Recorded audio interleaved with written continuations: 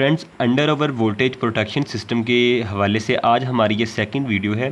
जिस तरह मैंने आपको पहले बताया था कि ये जो हमारा सर्किट है ये इस काबिल नहीं है कि आपका जो 10 एम्पेयर से ज़्यादा तक का लोड है 220 वोल्ट पर उसको ये हैंडल कर सके। तो इस मकसद के लिए आपको एक एक्स्ट्रा हमारा जो कंपोनेंट लगाना पड़ता है साथ, उसको हम कहते हैं रिले। तो इसी रिले के जो कनेक्शन है मैं आज आपको बताऊंगा किस तरह से आप इस रिले के साथ एक बड़ी रिले को अटैच कर सकते हैं। तो पिछली वीडियो में मैंने आपको बताया था कि ये 2 पॉइंट होते हैं, ये हमारे होते हैं आउटपुट के लिए, जहां मैंने लैंप लगा के आपको दिखाया था। तो इसी 2 पॉइंट्स को आप लेंगे और जो ये हमारे पास बड़ी रिले है, तो इस रिले को मैं खोल लेता हूँ ताकि आपको समझने में आसानी रहे। तो रिले आपको डिफरेंट टाइप्स की मिलेंगी, लेकिन जो मेरे पास रिले है ये मैं आपको इसके कनेक्शन बता रहा हूँ, लेकिन रिले की वर्किंग सबकी सेम होती है। जो पिन का अरेंजमेंट थोड़ा डिफरेंट हो सकता है, लेकिन इसके कनेक्शन भी उस तरह ही होंगे। तो आपको अगर कोई भी रिले के बारे में डाउट हो तो आप मेरी एक और वीडियो है रिले के बारे में, आप वो भी रेफ़र कर सकते हैं ताकि आपको रिले की वर्किंग समझ आ सके। तो इसके जो यहाँ से 2 पॉइंट्स लेंगे वो आप लगाएंगे इस रिले की कॉइल के 2 पॉइंट्स के साथ। इसकी मैं डायग्राम भी अभी आपको दिखाता हूँ किस तरह से इसके कनेक्शन करने हैं।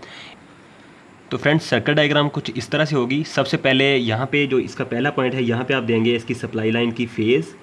इसके दूसरे पॉइंट पे आप देंगे सप्लाई लाइन का न्यूट्रल। इस तरह से इसका जो दूसरा पॉइंट है, इस तरह पहले पे फेज़, दूसरे पे न्यूट्रल। इसके जो 2 पॉइंट ये वाले हैं यहाँ से आप लेंगे आउटपुट। इस तरह से एक से आपको फेज़ मिल जाएगा और दूसरे से आपको मिल जाएगा न्यूट्रल। यहाँ से फ़र्ज़ करें आपको फेज़ मिल रहा है, यहाँ से न्यूट्रल मिल रहा है। इससे कोई फ़र्क नहीं पड़ता कि आपको न्यूट्रल फेज़ कहाँ से मिल रहा है, लेकिन ये जो 2 पॉइंट हैं ये आउटपुट के लिए, ये वाला और ये वाला।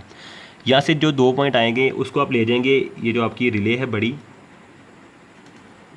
इसमें जो मैंने आपको कॉइल दिखाई है, जो भी आपके पास रिले है उसकी जो कॉइल है, इसके जो 2 पॉइंट्स आ रहे हैं इस तरह, यहाँ इस तरह,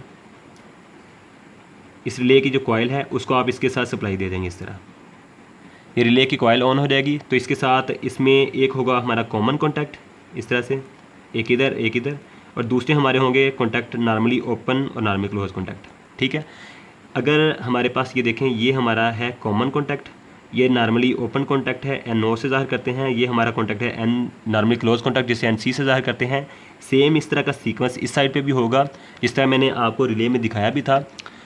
इसमें जो हमारे पास कॉमन कॉन्टैक्ट है वो ये वाला जो पॉइंट मूव करता है वो हमारा कॉमन कॉन्टैक्ट होता है, और जो हमारे पास ये जो ऊपर पॉइंट है ये हमारा होता है NC कॉन्टैक्ट, ये वाला पॉइंट नॉर्मली क्लोज कॉन्टैक्ट।